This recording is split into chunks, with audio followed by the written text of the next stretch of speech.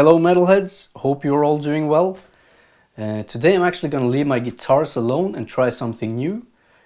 Some of you have been sending me some questions and stuff, and I thought it'd be fun to actually try doing like a little Q&A thing. I thought this might happen one day, but I really didn't think it would happen this quickly after starting doing these YouTube videos on a regular basis. So to all of you who are actually watching the videos and subscribing and leaving comments and stuff, thank you very much. It's really cool and I'm having a lot of fun. So let's get to it. The first question is from Mr. Spitryer. Hello Per, I'm a beginner and I don't have a lot of time to practice. Is it possible to get to play fast without having a lot of hours a day to practice? I practice daily but just 1 hour or two, and I feel like playing fast only comes if you practice several hours a day. Thank you Spitryer, that's a very good question. And I would say that you definitely don't need more than 1 hour every day to practice. It's basically all up to what you do with that hour. You can use it to play the same old licks that you've been practicing since you started playing guitar in the first place. Or you can actually map out exactly what it is you need to improve on and just hit that target with full force. Ask yourself questions like, how am I moving my fingers? Would it be easier if I try doing it like this or like this? When I practice, am I doing it with or without tension? Do I get so worn out at the end of the exercise that my fingers and muscles are burning and all cramped up? If so, stop, think, analyze, ask yourself, how can I do this, but do it in a relaxed way? You should make notes, write down your progress, and trust me, you will see progress almost instantly when you start to actually map out your problem areas.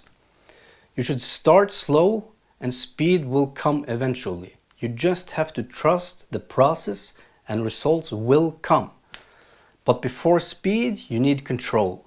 And then you take that controlled way of playing with you step by step until you are playing 900 and death beats per minute. Remember, playing well isn't really what's difficult. It's staying consistent over time that is the real ass-sucking challenge from hell.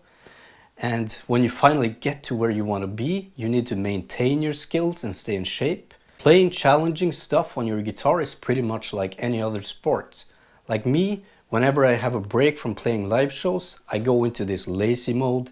I start doing a whole bunch of other stuff instead of maintaining my stamina and guitar speed. So this is actually the situation right now. I have a tour coming up in less than 2 months. And because I've been focusing so much on other things, I now have to practice my ass off to get back in shape. So I'm sitting here with my metronome and just basically doing things step by step like I'm suggesting that you do.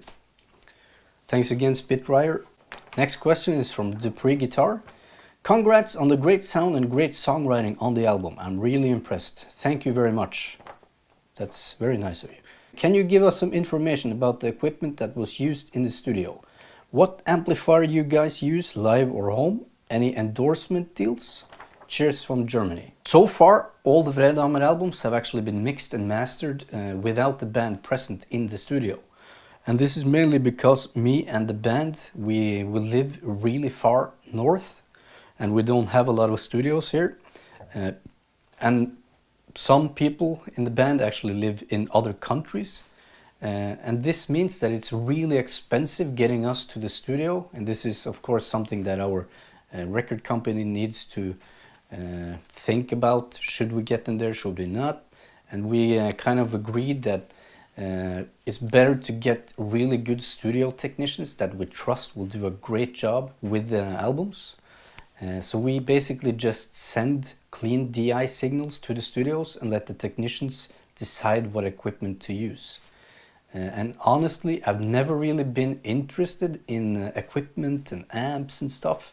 I know that's probably a huge disappointment to some, but that is the honest truth. And if you ask my musician colleagues, they will tell you that I'm I'm a giant idiot when it comes to this stuff.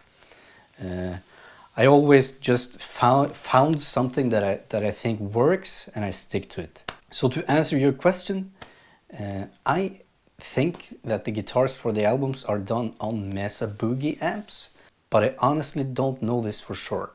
Regarding endorsements, a couple of years back I was in contact with a couple of guitar brands, but that basically just boiled down to nothing in the end. And the way I see it, I'm so in love with the LTD Eclipse guitars that I can't see myself not using them. So if I were to get an endorsement deal, it would definitely have to be with ESP Guitars Ltd.